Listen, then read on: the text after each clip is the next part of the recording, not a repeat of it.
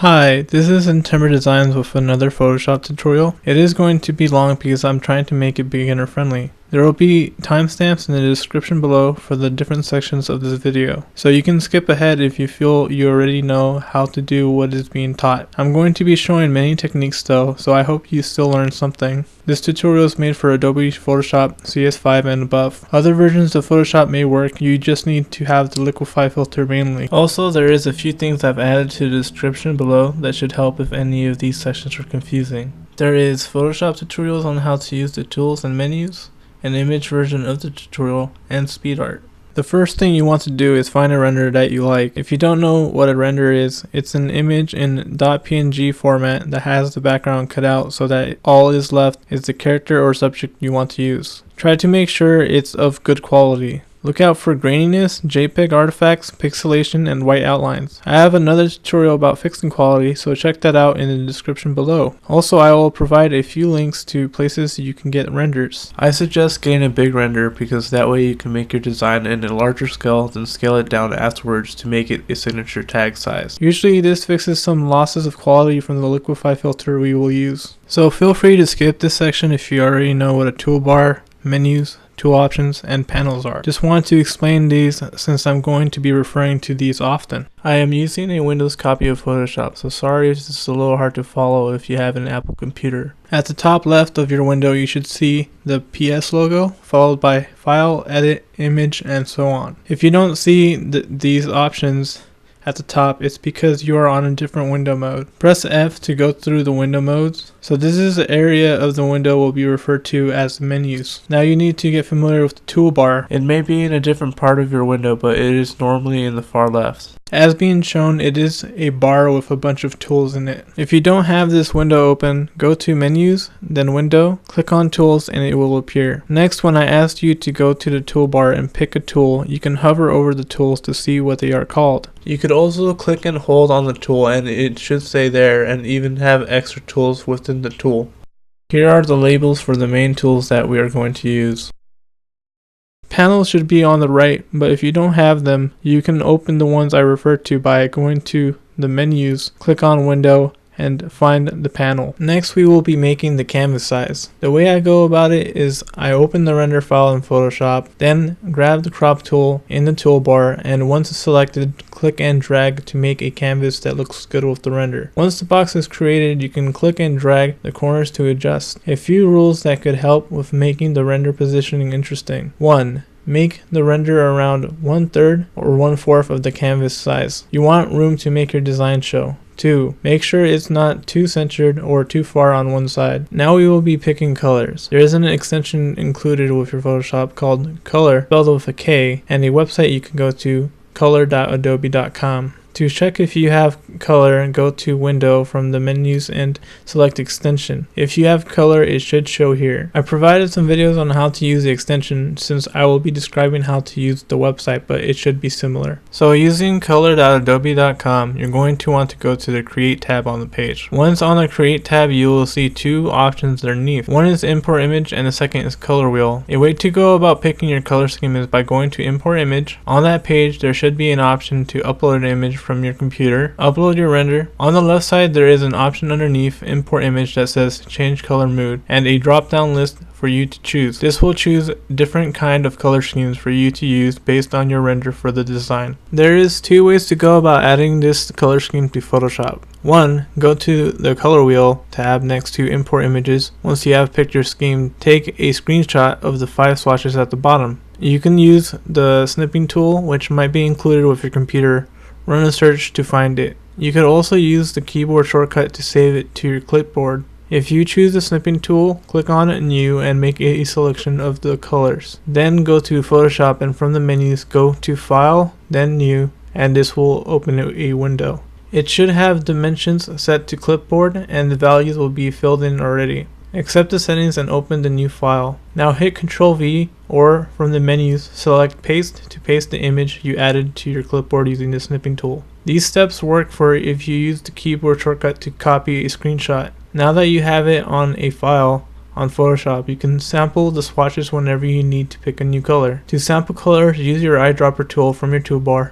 You can also press I to select it. Secondly, you can use the RGB or hex values to load your color on the color picker in Photoshop. To get the color picker, just double click on the color swatch in your toolbar. Once it is open, you will see many values. The ones you are going to change is RGB, or the one that has a number label on it and has a value that may have letters in it. You will notice that underneath the color wheel on the web page, there is a value at the very bottom. All you do is match the RGB with the RGB or the hex with the number value. Using the web page, there is still two options to choose color schemes with. One, while on create and color wheel, move around the sliders while having a color harmony selected, which you can find on the left under color wheel. So have your base color, the middle one, be something that is used in the render. 2. Go to the Explore tab at the top. Here you can find a bunch of color schemes that have been made by other users. Look for a scheme that has some colors of your render in it. To move these colors to Photoshop, just follow the steps from earlier. I think color distribution is important. If you use the color on a certain area of your design, you want to repeat it somewhere else as well if it is heavily on one side. Having a unique color in your design will direct attention to it in most cases. This could be used in a good way though. You can have the render have a unique color so that it is the main focus. Or you can have something streaming behind or close to the render in a unique color. Think of color distribution as a scale for left and right. You want to have the scale closest to even as far as how much of a color is placed around the canvas. It is popular to have sides divided down the middle. This is an option, but I suggest trying this out to see how you like it. Now this is the fun part. We are going to be creating the curvy gradient shapes you can see in the background of the examples shown here. Hide your render by going to the layer panel and clicking on the eye next to the layer containing your render. Select your gradient tool from the toolbar, which you might have to click and hold on to paint bucket tool to find. Once selected, you will notice a drop-down menu at the top left in the Tools option. There will be a gradient in the drop-down menu. Double-click the gradient and a window should pop up called Gradient Editor. There will be some preset gradients, a place to name your gradient, and the gradient itself with a color slider. Double-click on the color sliders and make them the colors from your color scheme. One color on the left end and another one on the right end. Next, we are going to want to make a new layer behind the render by going to the menus, to layer, to new, and layer. Now select the pen tool from the toolbar. Once selected, you will see options for the pen tool in the tool options. The option you're going to want to change is next to the icon of the pen tool. There will be 3 boxes, one that is a square with dots on its corners, second will be a square with a pen tool hovering over it, and the third will be just a square. You just want to have the second one selected. This will make it so you can make a pen line without creating a shape layer. Now you are going to make a pen line that goes from one side to the other side and has a S and C like curves. Once you have a line made, go to brush tool on the toolbar and go to menus, then window, and then brush, or you could click F5 instead. So this part is a little tricky. You're going to have to fiddle with the options here on your own until you get something interesting. If I gave you my settings, it might not be the same for you depending on the canvas size you are using. It's best to look at the examples shown as a reference. What you are looking for is a stroke that changes in width using scattering, scatter, count, and spacing under brush tip shape. Make sure to vary size jitter under shape dynamics and make sure it's good size for your canvas. You want it to be about 1/12 of the canvas size. Now that you have a good setting, go back to the pen tool, and while you are on an empty layer, right click on the canvas and select stroke path. A window will appear with a drop down menu labeled tool. Make sure brush is selected. If it doesn't turn out how you like, go back to the brush settings and try again. This is being used as a shape for a technique, but you could replace this step by using a C40, some render, or anything else that has an interesting silhouette and transparency. That part was a little difficult to explain. I think it might be best just to mess around with it and try to make it like the examples. Well, now that you have your shape, we are going to make a new layer. Apply to the new layer by selecting the gradient tool and clicking and dragging on the canvas. Now make sure that the gradient layer is on top of the layer with the shape on it. Then while the gradient layer is selected, hit Ctrl-Alt-G. You could go to the menus, click on layer, and pick the option create clipping mask. Now go to the shape layer and make a copy of it. With the shape layer selected, hit Ctrl-J or go to layer in the menus and then pick the option duplicate layer. Move the one without the clipping mask so that it looks like it's making a thin shadow or outline underneath the shape.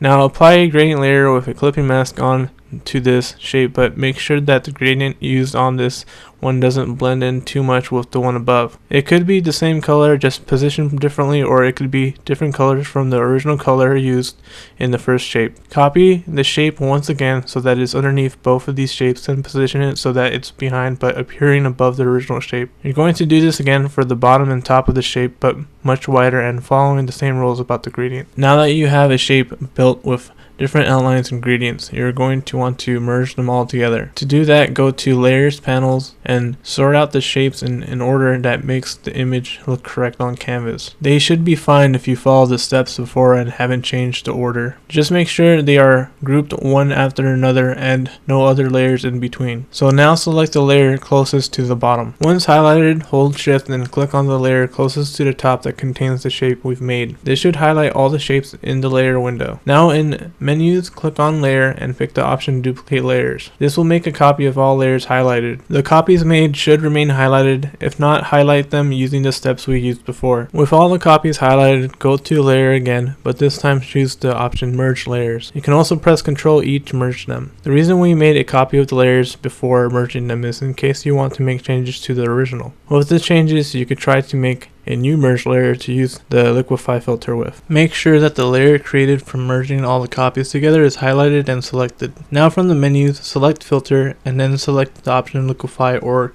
Shift Ctrl X. A new window should pop up called liquify, and in parentheses it will say file title, the @ symbol, and a number and a percentage. You will see a toolbar on the left. The two tools I use the most are forward wrap tool, which you can select with the W key, and the twirl clockwise tool, which you can select with the C key. If you can't find the names or use the keys to select the tools, just hover over the tools with your mouse and you will be able to see the names. For the forward wrap tool, the settings I use are brush density 50, brush pressure 100, brush rate 80, turbulent jitter 50, and reconstruction options mode revert. The rest should be set to default. The brush size you're going to want to start with should be big, something about 1/10 of the size of the shape. To use it, just click and hold onto the canvas of the new window above the shape and notice how it affects it. Feel free to mess around with the settings on both of these tools. For twirl clockwise tool, I use brush density 50, brush pressure 100, brush rate 80, turbulent jitter 50, reconstruction mode revert, and brush size try around 1/10 of the object as well. You can hold in place to have it be twirled, or you could drag your mouse while holding to get an interesting effect. Don't overuse the twirl clockwise tool and stop as soon as you like how the shape looks. You can mess around with the rest of the tools and see what you can make. You might make something you like and you can use that. So you might have some canvas space to fill. A few things you could do is repeat the steps to make this shape you just made while using a different color combination from your color scheme, or just make a copy. You can make a copy of the shape you just made by selecting the layer and pressing Ctrl J, or go to the layer from the menus and click on the option duplicate layer. Then you can apply another liquify filter on it to make it look different. You could transform it by pressing Ctrl T, or go to the edit from the menus and click on the option free transform. While under free transform, you will notice a box outlining your object. You can click on a corner and drag it to enlarge and minimize the object. You're only going to want to minimize it though, because if you enlarge it, quality will be lost. Hold shift while resizing to retain proportions. You can also rotate it by hovering outside of the corner and look for your mouse to transform into a rotate symbol. You can also hold control before clicking on the corner, then click and drag on the corner point to make it change perspective. So you could do these options until the entire canvas is filled. You can leave little bits of negative space and make the background a solid color matching your color scheme, or something else like a texture, gradient, or pattern. Now we are going to make gradient circles. Just want to prepare you for later and let you know we will be adding geometric shapes as well. So when doing this, don't go overboard and covering the entire canvas. So go to your toolbar and select the ellipse tool. You should look for a gray shape and click and hold onto it. A menu should appear from this shape and one of the selections will be the ellipse tool. Once selected, click and drag on the canvas. Hold shift to keep it a circle shape and not an oval. Make it about 1/16 of the canvas size or bigger. Now go to your gradient tool and look in the tool options next to the gradient drop down menu. You will see 5 different different gradient types. Hover over them with your cursor and look for the one called radial gradient. Next, make a new layer above the circle shape. Create a clipping mask with this new layer attached to the shape. Now with the new layer selected, click and drag onto the canvas with your gradient. You want it to look like a shaded circle. Now that you have a circle gradient, go to your brush tool in the toolbar. Click and hold it until a menu pops up. Click on the option that says Mixer Brush. At the top left, you can select your brush type. You're going to want to pick a hard circle brush that comes default with Photoshop. Hover over the circle gradient while the gradient layer, that is a clipping mask, is selected and right click on the canvas. A menu should appear and there will be an option to change the size of the brush. Change the size so that it outlines the circle gradient as accurately as you can. Now center your cursor on the circle and hold Alt and your cursor should turn into a reticle. Then just click on the circle. If you look in the tool options, the picture should change to your gradient. Once again, like we did when making the original shape, go to brush settings and under brush tip shape, change the spacing option to 60%. You might want to fiddle with this once you start using the brush. Now go to Shape Dynamics and change Size Jitter to 100% and Control to off. Angle Jitter should be at 0%, Control off. Roundness Jitter 0%, Control off. Click on Scattering next and change Scatter to 1000%, Control off. Count 1, Count Jitter 0%, Control off. The brush preview should look like a bunch of different sized circles scattered while spaced. Now that you have the gradient sampled in the mixer brush and the brush settings changed, you can shrink the brush size so you can get an effect you like. Unhide your render by going to the layers panel, then rechecking that eye symbol and make a layer above it. In this new layer, click a few times around, creating gradient circles with your mixer brush. You only want to make a few that slightly cover the render. If when creating a circle it turns out looking the same exact size like when you made close to it, hit Ctrl Z to undo and try again, or go to edit from the menus and click on the option undo. You can repeat sizes, but you don't want to do it too often or too close to each other. You also only want about 1 to 4 gradient circles in front of the render. Feel free to change the mixer brush so that it has a different gradient circle with different colors loaded, and make a new layer distributing those amongst the canvas. Make some that are behind the render as well. Mess with how the different gradient circles overlap each other in different colors and in front and behind each other. Some of these will be behind and in front of the geometric shapes we will be adding, so keep that in mind. You could also mess with these circle gradients with Liquify. The purpose of these geometric shapes is to change it up a little. The sharp angles contrast with the soft curves from the circle gradients and Liquify shape that we have already. You don't have to use geometric shapes though. You can mess with other objects and see if you could get something you like. A few examples is bird brushes or stalks,